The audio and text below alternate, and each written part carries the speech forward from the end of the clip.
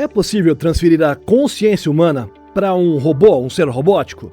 Durante a reunião com os acionistas, Elon Musk revelou uma meta que é bem ousada: usar a tecnologia da Neuralink para capturar um instantâneo do cérebro e instalá-lo dentro de um robô Optimus da Tesla até 2040. E enquanto Musk e outros bilionários discutem transferir consciências humanas para os robôs, cientistas já conseguem, entre aspas, reviver cérebros congelados, e outros conseguiram até mesmo estimular a regeneração de membros. E alguns outros estão usando ondas magnéticas para alterar padrões profundos do cérebro humano.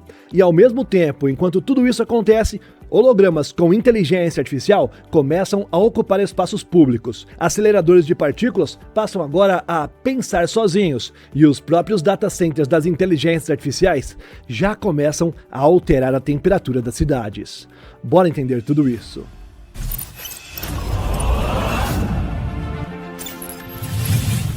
Olá, impressionado e impressionada! Eu sou o Carlos Alves e você está no Realidade Impressionante. E existe uma diferença enorme entre controlar um robô com o cérebro e transferir a mente de um humano inteirinha para dentro dele. Isso é bem diferente. Mas nos últimos meses, essa fronteira começou a aparecer novamente no centro de debate tecnológico, depois que Elon Musk sugeriu uma ideia que, à primeira vista, e a segunda também, é um tanto quanto louca: utilizar a tecnologia da Neuralink para captar um, entre aspas, instantâneo completinho do cérebro humano e instanciá-lo dentro do robô Optimus da Tesla. A proposta reacendeu uma pergunta antiga da humanidade: a consciência pode realmente ser transferida de um ser para outro? Ou de um ser para uma máquina, por exemplo? E a parte mais interessante é que, desta vez, a discussão envolve neurocientistas, empresas bilionárias de inteligência artificial, investidores e até debates jurídicos internacionais. Só que, meus amigos, existe um enorme abismo entre visão futurista e a realidade técnica atual. O cérebro humano possui cerca de 86 bilhões de neurônios conectados através de mais de 100 trilhões de sinapses. Cada memória, emoção, hábito, percepção e traço da personalidade emerge exatamente dessas conexões extremamente dinâmicas. Embora a ideia pareça fascinante e realmente desperte o fascínio da humanidade, a comunidade neurocientífica pede cautela. O renomado neurocientista brasileiro Miguel Nicoleles, por exemplo, criticou publicamente a ideia de Musk, afirmando que o conceito ainda pertence muito mais ao campo da ficção científica do que à engenharia prática, porque os sistemas atuais estão muito distantes de compreender o cérebro em resolução suficiente para algo que é parecido com uma emulação completa da mente humana. Hoje, os implantes da Neuralink operam com cerca de 1000 canais de leitura neural. E sim, isso já é extremamente impressionante, para aplicações médicas, claro. Pessoas conseguem mover cursores, controlar próteses, controlar robôs e até digitar usando apenas os sinais cerebrais conectados à tecnologia. Mas como eu já mencionei, existe uma diferença gigantesca entre interpretar comandos motores específicos e capturar a consciência, a memória, a autobiografia, identidade subjetiva e experiência emocional completa de um ser humano. É mais ou menos como tentar reconstruir um oceano inteirinho observando apenas algumas gotas de água. E mesmo do ponto de vista computacional, os desafios são absurdos. Uma simulação cerebral completa exigiria capacidades computacionais massivas, provavelmente em escala de exaflop, além de modelos biológicos extremamente detalhados que a ciência simplesmente ainda não possui. Apesar dos desafios físicos e também biológicos, o mercado financeiro está apostando alto nessa fusão. Dados da Prudence Research mostram que o setor de interface cérebro-computador foi avaliado em quase 3 bilhões de dólares e mantendo projeções de crescimento de 2 dígitos até 2035. Tudo impulsionado não apenas pela busca da chamada, entre aspas, consciência digital, mas também por aplicações reais em medicina, reabilitação motora e comunicação neural. Ao mesmo tempo, empresas investem bilhões em robótica humanoide esperando transformar essas máquinas aí em plataformas físicas para inteligência artificial avançada. E é exatamente aqui que a discussão fica mais filosófica do que tecnológica, porque mesmo que algum dia seja realmente possível copiar perfeitamente todas as informações do cérebro humano, isso realmente seria você ali naquele robô? Filósofas como Susan Schneider argumentam que uma cópia digital perfeita talvez não represente continuidade de consciência original. Seria apenas uma outra entidade com as mesmas memórias e comportamentos iniciais, mas separadas subjetivamente do indivíduo biológico. Em outras palavras, o upload mental talvez não seja a imortalidade. Talvez seja apenas a reprodução. E é justamente esse tipo de dilema que começa a preocupar governos e organizações internacionais. Discussões sobre neurodireitos, proteção de dados cerebrais e integridade mental já aparecem em debates ligados à Unesco e em propostas legislativas em países como Chile e algumas nações europeias. Porque pela primeira vez na história, meu amigo, pensamentos humanos começam agora a se tornar dados potencialmente acessíveis por sistemas digitais. Porém, é digno de nota que, mesmo que a transferência total de consciência ainda esteja extremamente distante, a tecnologia construída no caminho até chegar neste ponto já está mudando a medicina, a robótica e a própria relação entre cérebro e máquina. Talvez o upload da mente nunca aconteça exatamente como nós imaginamos, mas o simples fato de cientistas e empresas estarem tentando transformar a atividade neural em interface computacional já representa uma das mudanças mais profundas da história humana. E você, meu amigo, me diz aí, se a ciência provasse que um robô herdaria realmente os seus sentimentos e tudo mais, você faria realmente o upload da sua mente, da sua consciência? Enquanto você abre o campo de comentários aqui para me ajudar, eu já vou puxar a próxima matéria que está bem interessante e tem tudo a ver com o que a gente está falando, tá bom? Comenta aí, não esquece não, me responde. Tá, vamos lá. O congelamento de cérebros para reanimá-los ali no futuro sempre foi ficção científica, não é? A ideia aparece em filmes sobre viagens interestelares, criogenia e civilizações futuras tentando escapar dos limites da biologia humana. Mas a ciência acabou de dar mais um passo que é histórico nesse sentido. Pesquisadores alemães anunciaram um avanço impressionante. Tecido cerebral congelado foi descongelado e voltou a apresentar a atividade neural funcional. Os neurônios retornaram à troca de sinais elétricos após o processo de preservação extrema. A inspiração para isso veio da própria natureza. Existe uma espécie conhecida como salamandra siberiana, que é capaz de sobreviver enterrada em temperaturas absurdamente baixas por períodos extremamente longos. Para conseguir esse efeito, o animal produz substâncias anticongelantes naturais, que impedem a destruição celular causada pelo gelo. E os cientistas decidiram aplicar princípios semelhantes ao tecido cerebral, porque o grande problema do congelamento biológico nunca foi apenas o frio. O verdadeiro inimigo está na água. Quando as células congelam normalmente, a água interna forma cristais microscópicos extremamente afiados. Esses cristais rompem membranas celulares delicadas, destroem conexões neurais e transformam estruturas biológicas complexas em tecido inviável, ou seja, morre por ali. Então os pesquisadores recorreram a uma técnica chamada de vitrificação.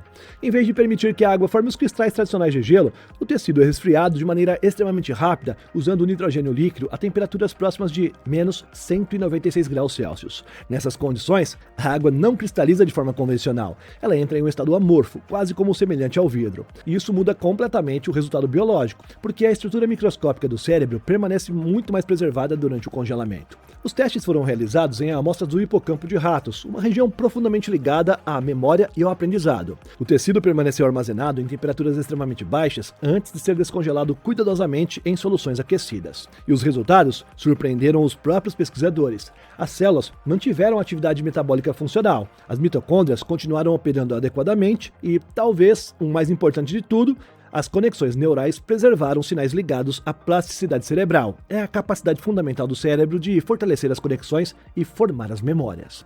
Ou seja, meus amigos, não foi apenas sobrevivência celular passiva. Parte da funcionalidade elétrica do tecido permaneceu intacta após esse degelo. Mas deve ser importante manter certa cautela nesse ponto aqui.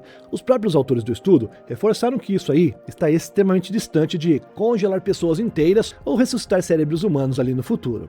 O cérebro de um rato é minúsculo comparado à complexidade térmica de um cérebro humano inteiro. Resfriar e aquecer uniformemente um órgão gigantesco sem causar danos continua sendo um desafio monumental. Mesmo assim, no momento em que conseguimos interromper parcialmente os processos biológicos sem destruir completamente a função neural, começamos, inevitavelmente, a tocar em uma pergunta antiga da humanidade. O cérebro humano é apenas matéria extremamente organizada ou existe algo além disso ali dentro, que não pode ser simplesmente preservado pelo gelo? Essa pergunta você responde, tá? Tô esperando aqui no campo de comentários. Agora essa outra aqui, ó. Até onde o corpo humano pode ser reconstruído? Essa eu vou responder nessa próxima matéria, foca aí. Enquanto não dá para reviver um cérebro congelado inteirinho, que tal a regeneração de membros inteiros? Isso parecia algo restrito apenas às criaturas da natureza, até pouco tempo atrás. Salamandras, elas conseguem reconstruir as suas patas, tecidos, nervos e até partes do coração, como se o próprio corpo dela soubesse simplesmente como reiniciar a própria biologia. Já os mamíferos seguem uma outra lógica. Quando sofremos uma lesão grave, o organismo prioriza a cicatrização rápida, formando um tecido fibroso em vez de reconstruir a estrutura original. Mas agora, cientistas da Texas University afirmam ter dado um passo importante para mudar tudo isso. Os pesquisadores desenvolveram um soro experimental que é capaz de estimular os mamíferos a ativarem mecanismos regenerativos que normalmente permanecem desligados. Segundo os cientistas, a capacidade de regeneração não desapareceu completamente dos mamíferos, ela apenas ficou obscurecida ao longo do tempo. Nos experimentos realizados com os camundongos, os pesquisadores tentaram reproduzir artificialmente um processo biológico que é conhecido como regeneração epimórfica. E esse é exatamente o mecanismo usado pelas salamandras para recriar os membros perdidos. Funciona mais ou menos assim, tá? Vou dar uma explicação simples. Após uma amputação, as células próximas da lesão deixam de formar as cicatrizes convencionais e começam a retornar para um estado mais primitivo e flexível. Essas células então formam uma estrutura chamada blastema, uma espécie de plataforma biológica temporária que serve como base para reconstruir os ossos, ligamentos, articulações e outros tecidos. E o grande desafio sempre foi induzir esse comportamento em mamíferos. Então a equipe criou um soro que é capaz de enviar os sinais bioquímicos específicos para as células locais, orientando-as primeiro para evitar a cicatrização excessiva, depois iniciar padrões regenerativos. E isso é uma das partes mais revolucionárias da pesquisa, porque ao contrário de muitas terapias regenerativas experimentais, essa abordagem não depende de introdução de células-tronco externas. O processo utiliza as próprias células que já estão presentes no corpo do animal. Na prática, os cientistas começam a tratar a regeneração não como substituição artificial, mas como reprogramação biológica interna. Claro, nós ainda estamos muito distantes, muito longe de regenerar braços humanos completos ou criar cenas dignas de ficção científica.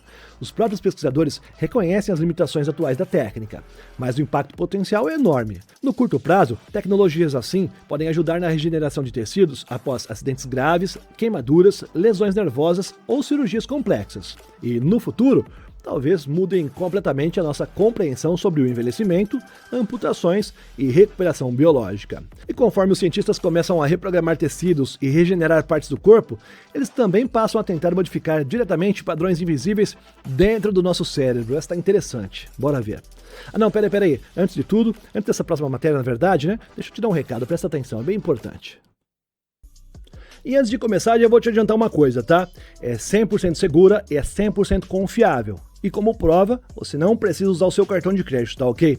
Eu tenho batido na tecla aqui que você já pode testar a nossa inteligência artificial, a Áurea, por 15 dias grátis, não é verdade? Mas a novidade agora é que a nossa IA, a Áurea, te dá o poder de simplesmente gravar tudo ao vivo. Reunião presencial, call, videochamada e até aquela conversa no meio de uma correria. É só pedir que a Áurea faz esse trabalho pesado para você.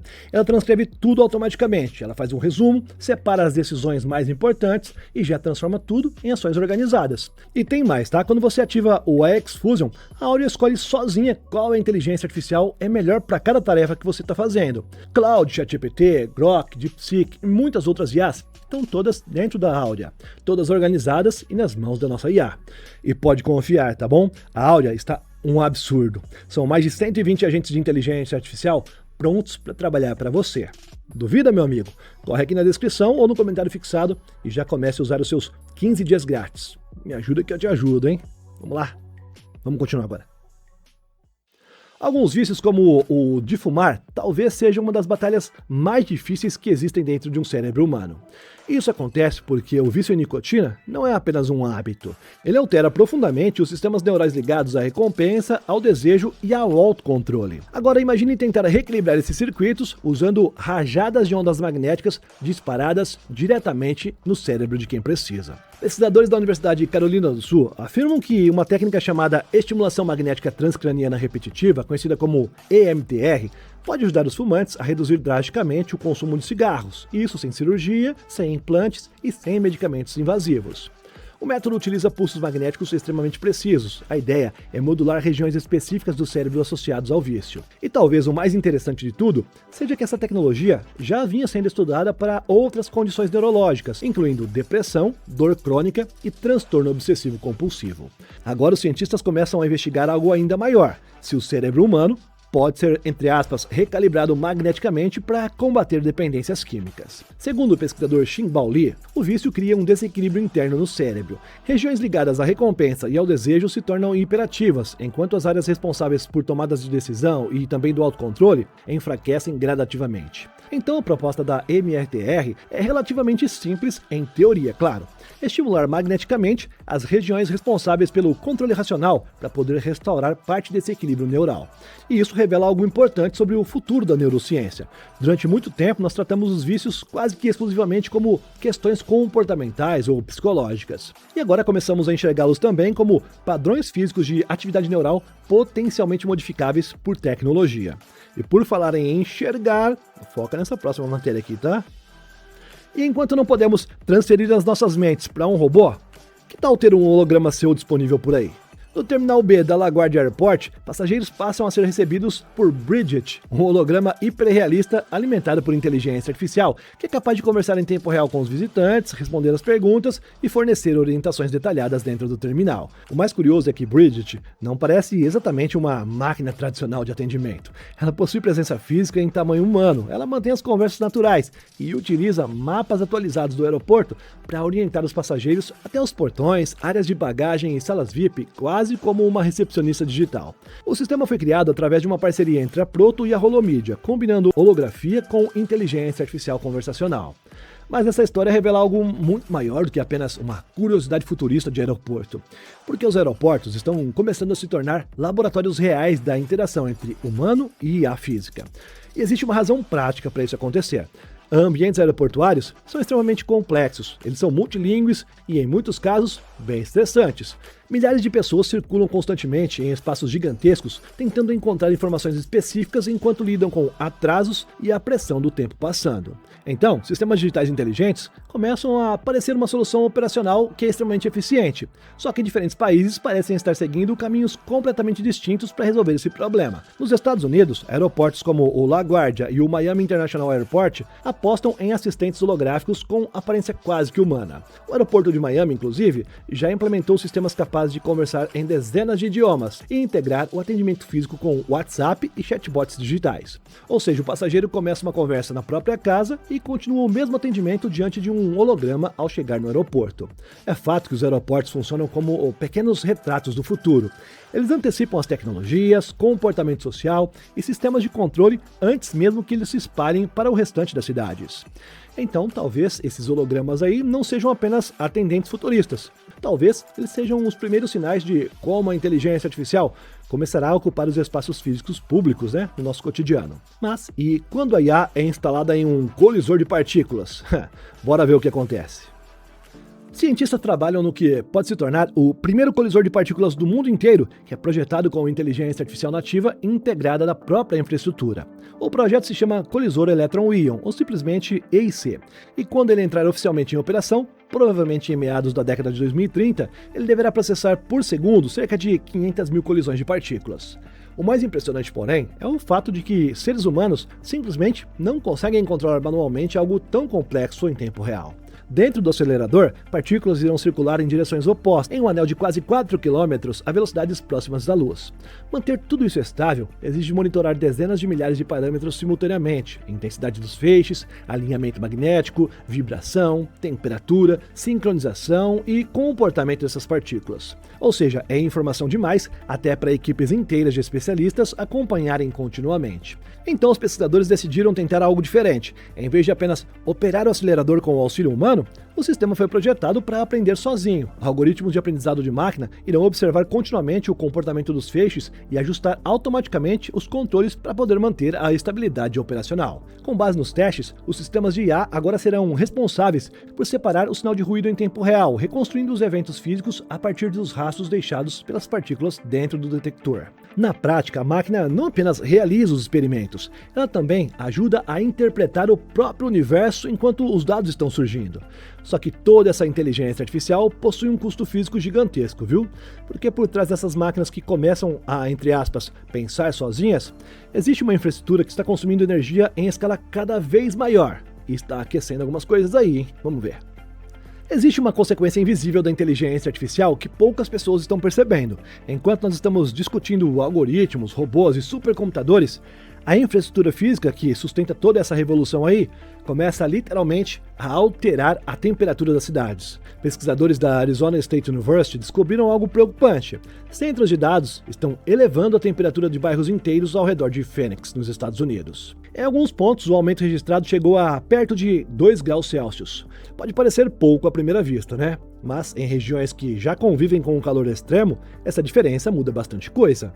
Os pesquisadores decidiram medir diretamente o impacto térmico dos data centers em tempo real, e para isso eles instalaram sensores de alta precisão em veículos e percorreram áreas próximas de grandes instalações entre junho e outubro de 2025. E os resultados mostraram um padrão bem claro. As áreas próximas das instalações apresentavam um aumento constante de temperatura, especialmente em um raio de aproximadamente 500 metros. O ar liberado pelos sistemas de resfriamento chega a sair a muitos graus acima da temperatura ambiente, formando verdadeiras plumas térmicas invisíveis ao redor dessas instalações.